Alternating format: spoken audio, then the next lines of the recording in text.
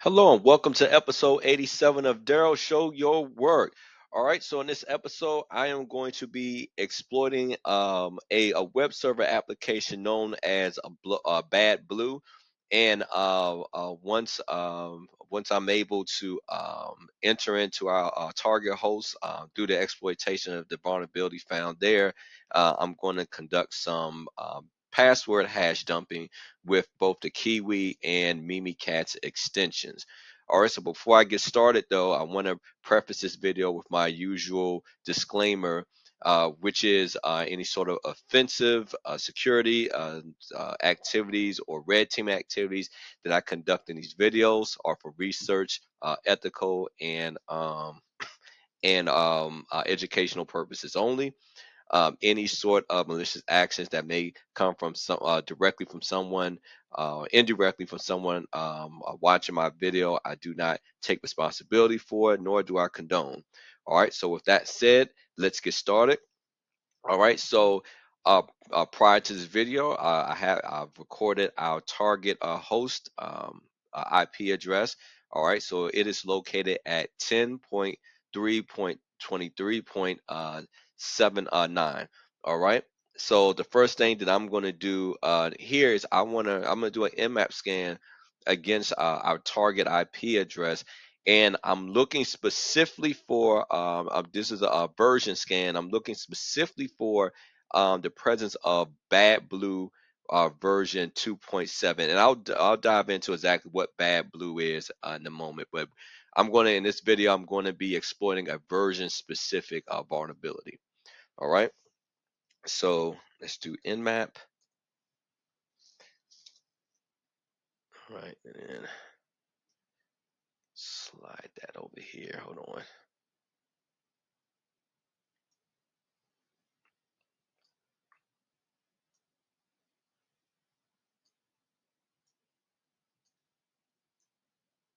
There we go. All right. All right. Okay. So we're going to do nmap. Then let's paste the IP address there.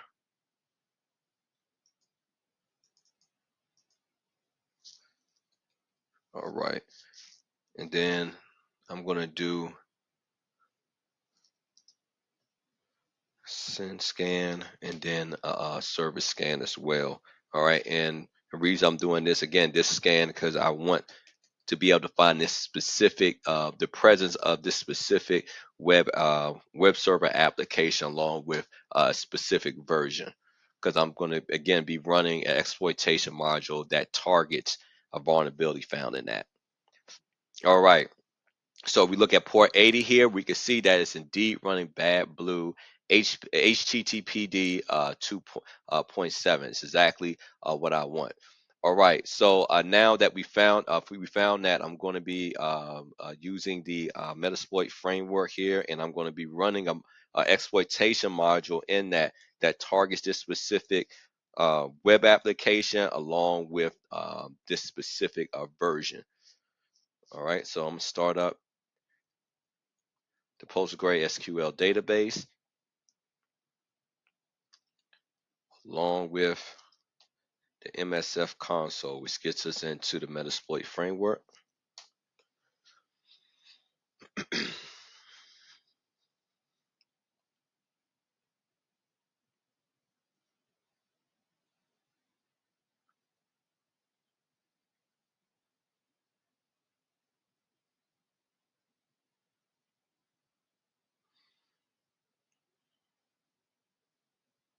All right, now that I am in, let's create a workspace here, and I'm going to name this dash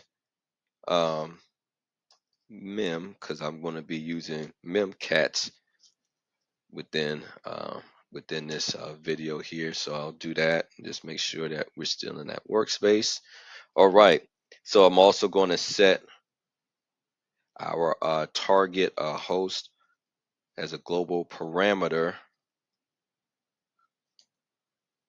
so we don't have to continue telling Metasploit here who to target, and that is established globally. So that's going to preload inside of all the modules that we use. All right, now I want to search for specifically for something that targets Badblue. So I'm gonna say search Badblue. All right, so before I dive into that, I just want to give a high level overview of Badblue. So Badblue is a web server application that allows users to share files. The application is prone to multiple remote vulnerabilities. So because it's a share file sharing application, its remote nature makes it vulnerable to the type of attack that I'm going to be performing here. So and I'm going to explain the attack, but let's search for the actual exploitation protocol, and I'm gonna dive deeper into what it does. All right, so the one that I'm looking for is here number one, all right, which is the second on the list. So the exploit Windows HTTP Badblue pass-through exploitation module, and it says it's specifically Badblue 2.2.72b pass-through buffer overflow. All right, so what exactly this is? So this is actually a CVE. So it's targeting a specific CVE. So it's target CVE 2007 6377. All right, which is a stack based buffer overflow and a pass through functionality in the ext DLL library in Badblue 2.72b and earlier versions. All right, and allows remote attackers to execute arbitrary code via a long query string. Okay, so that essentially describes what a buffer overflow. When we don't sanitize like our fields and things like that, it allows for just a lot of just a lot of characters or a lot of entries that where we don't have like a we don't put some things into place to properly sanitize our fields and things of our nature. All right, so that's what I'm going to be exploiting here. All right, so I'm gonna say use one since that is the one on the list here. Let's say, all right, show options, and let's see if there's anything that I have to configure. All right, so I'm listed here as the listening host. That's me. All right, so I don't have to mess with the listening port. And then we already have our host there preset for us. And of course, port 80 is already set since this is an exploit module specifically targeting HTTP protocol. So it looks like I should be good to go. So let's do exploit. Let's see what happens. Let's see if I can establish an interpreter session with the target host.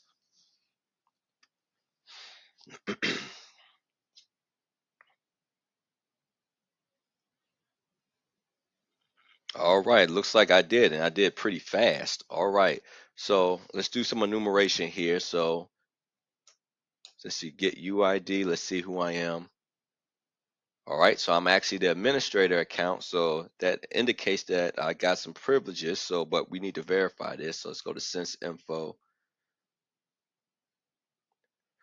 All right, so okay, so it looks like that the operating system is running on this Windows Server 2019, and they're running a 64-bit version of that. However, I'm running a 32-bit version of Meterpreter. All right, so as I've done in my previous videos, I'm going to migrate to what I know is a 64-bit process here to increase my Meterpreter session here, so then I'll be able to run some more powerful commands through Meterpreter. So I'm gonna say pgrep. All right, and then I'm gonna target I'm not sure why it did that, but I'm going to target actually the lsass process. All right, that's a 64-bit service.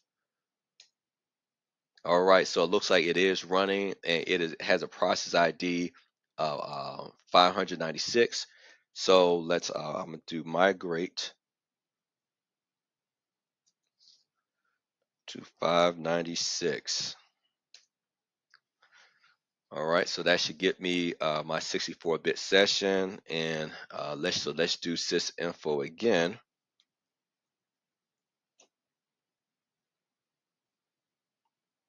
All right, and again, so we can see here that now I am running a 64-bit session of Interpreter. All right, so let's view what my current privileges are. So I'm write getprivs, and I have quite a few, which is great. All right, so it's going to enable me to do some things that I want to do moving forward. All right, so now it's time to find those password hashes. So first, I'm gonna show how we could do this with the Kiwi interpreter extension, and then I'm gonna show how we could do this with the Mimikatz um, Kiwi extension. All right, so I'm going to load Kiwi. All right, so I've loaded Kiwi. All right, and if we want to if we just want to see what the different type of options we can run with Kiwi, I could do a question mark here. All right, and it's showing us different type of commands that we can run here. So I am going to actually run these two here. Okay, so this is what's going to allow me to dump the password hashes, the LSA dump SAM and the LSA dump secrets. All right, so let's see. Oh, and and also I'm going to do creds all. Let's start out with creds all. All right, so I'm gonna just say creds all. All right. And this what this is going to do. It's going to show password hash for specifically for my account, the administrator account. All right. So I'm to hit enter. All right. So we can see the password hashes for my account here. All right. So that exposes that. So if I do a LSA underscore um, dump SAM. All right, so what this is going to do, this is going to dump all password hashes stored in the local security account manager database here on the system. All right, so we can see that, scroll up a little bit here. So these are the different variations of credentials that is found, and these are the hashes. So I would still have to copy these and attempt to crack them, which would be easy to crack because we look here, it's using an MD5 algorithm, which is pretty easy to crack it because it has lots of known collisions. And actually, I would expect something like a John the Ripper or a Hashcat to dump that in a matter of seconds. So it shows different variations of hashes here.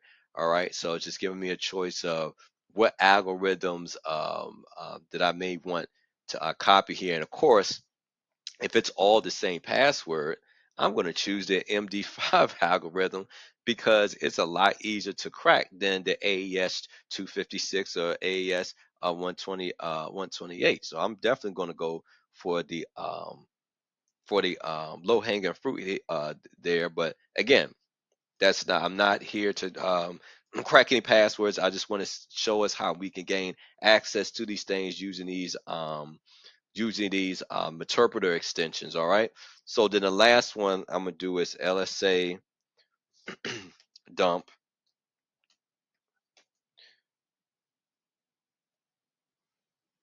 secrets. All right, so this has a chance of when I dump these, it has a chance of sometimes showing clear text passwords, sometimes not. So I'm gonna run this and let's see if we get any clear text passwords. And from the look of it, we don't, we do not. So let me scroll up a little bit just to see everything, to see all the output. Yeah, so still we have a sys key here, which again, so these would be again different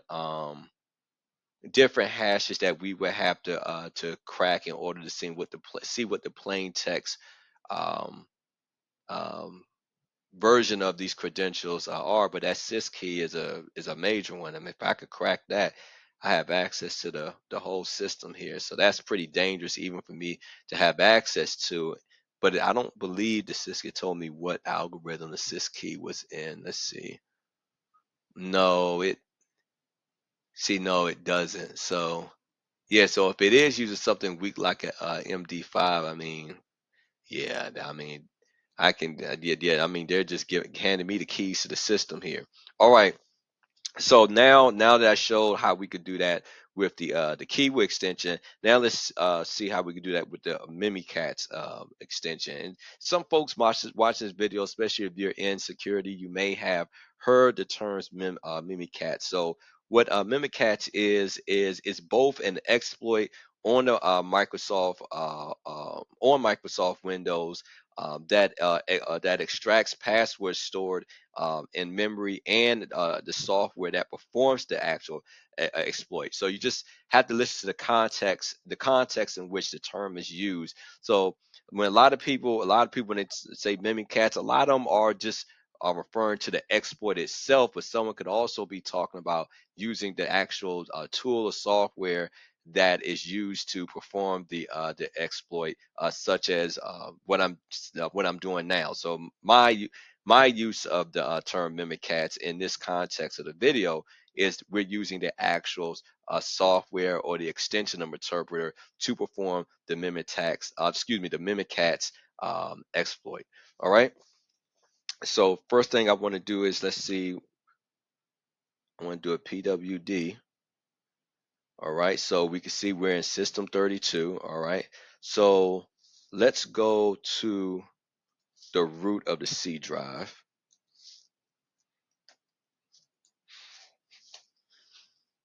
All right, so it looks like we're there. All right, we're going to make a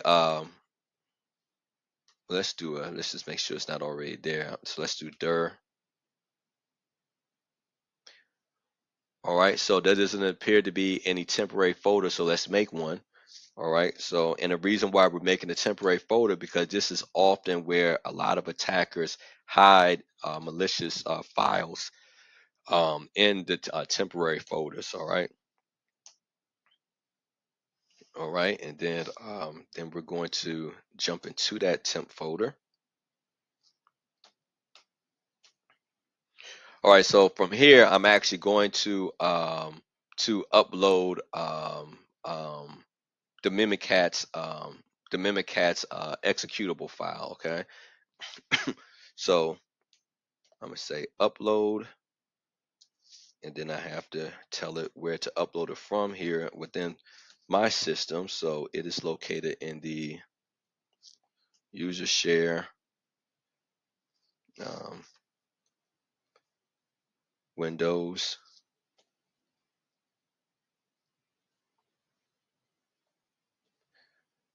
resources Mimikatz. All right, and then here I want to make sure I say x64 because we want it to be the 64-bit because we have to target um, this specific version of Windows that is running because we run the 32-bit version of Mimikatz against us. It's not going to work. Um, just like if it was running a 32-bit version of the operating system, and I would target it using 64-bit version of Mimikatz, it wouldn't work. So it has to be aligned. Has to be aligned with the version of the operating system that we're targeting. All right, and then the name of the file, of course, is Mimikatz exe. All right, so let's upload that. Oh, you know what? I just seen.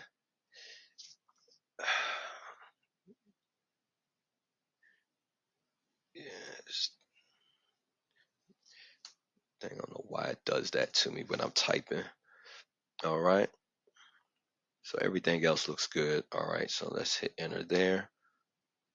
All right. So it looks like everything uploaded to the local directory, but I could check. Let's see. I'm gonna just do dir and bam. So Mimikatz exe is in the temp folder of our target host. All right, now I'm going to jump into the actual system. All right, so with a interpreter session, I was connected to it, but it's not quite all the way in. Now when I execute the shell, now I'm actually going to be inside of the system. All right, and so if I do dir, let's say it shows I'm in the temp folder, but I just want to make sure the output, okay. So show me the output of everything that's in the temp directory, and of course mimikatz.exe is still there. All right, so let's execute it. All right, so in order to do that, I'm going to put dot backslash mimikatz.exe. All right, and I'm able to do all of this because I'm an administrator and I have administrator privileges to, to execute these exe files on this system. All right, I hit enter. All right, so Mimikatz has been executed on the target system. All right, so now we're going to do some similar things that that I did with the Kiwi application. So let's first see if I have the right amount of privileges. So I'm going to say um, privilege debug. All right, so 20 okay means that I indeed do have the right amount of privileges to run some of these Mimikatz commands. All right, so now we're going to do that the same LSA dump command here. All right, remember this is to dump all the all the password hashes stored in the local security account manager database. All right, so it's going to look slightly different syntax wise, but it's still the same command. All right, so you can see again we get the same result. We get different variations of we have different accounts, but different variations of the credentials using different algorithms. If I'm an attacker and you're giving me three ways in which I can see the password, I'm going to always go for the low hanging fruit and choose the weakest algorithm, which again is MD5. All right, so as an attacker, this is a gold mine for me because then I could just throw this in to a password cracker like John the Ripper, or again Hashcat, and quickly get these clear text passwords to then be able to um, legitimately authenticate into these servers and to be a bit more stealthy about getting in, since I look like a legitimate login session. All right. So the next thing that I want to do is I'm going to run similar to the well, before that, let's run the I'm yeah, similar to kind of like the last process that I ran, where I tried to see if we could get any type of clear text passwords. I'm gonna run that command again. Again, the syntax is going to look very similar. I can't do this the memory here, Mimikatz, but slightly different, but again the um, same command, except just slightly different syntax. All right, so we're using colon here, where before we weren't using that when using Kiwi. All right, so this, okay, I had to add the S here. All right, so this is going to basically, I'm going to see if I could get any sort of clear text passwords from here, or see what it returns back to me, or if it just gives me um, more obfuscated or more ciphertext passwords, or hashed passwords rather. And it looks like it's the same. So we have the same output here. See sys key up here, and it's not necessarily giving me the algorithm that's in, but you know, I would still try to crack that to see if it's possible that I could get a clear text sys key from that, and then some of these other algorithms, some of these other hashes, to see if I could crack those and get some clear text credentials. All right, and then the last one, it's similar. It's another way of attempting to get clear text passwords. So I'm gonna run this other one too. So let's see. Let's see. RSA. Let me see. To curl the SA. Then we're gonna do. Let's see if this maybe will get us.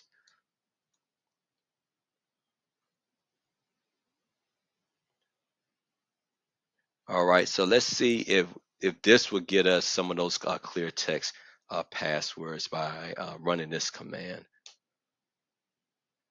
Okay. So actually this system, even though I was able to get in, it actually has some good using some good defense, and depth. The fact that once I tried to view the passwords this way, we see that password set to null. So meaning that the server was configured to disable showing the clear text version of this password, because oftentimes we're running this command, you can see it, but it basically they set it to the administrators have set it to basically come back as null and not to return the actual clear text version of the password. So to some extent, they this I mean they've done well in doing this, but on some others, one of those other commands, I should have never been able to see a MD5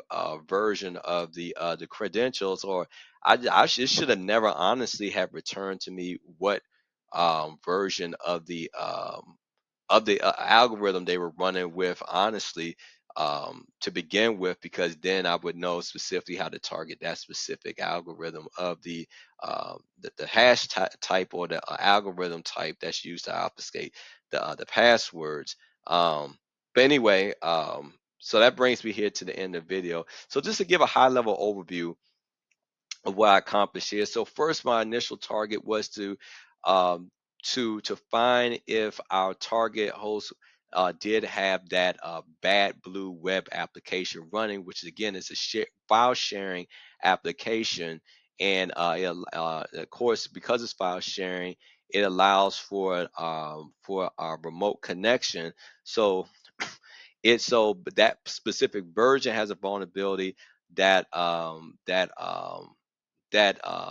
would allow me to access the target host remotely. And of course, by now, because it's a 2007 CVE, it should be well and patched. I mean, it's almost an 18-year vulnerability. But again, you'd be surprised um, how some enterprises have poor patch management, and they won't patch even a almost 20-year CVE.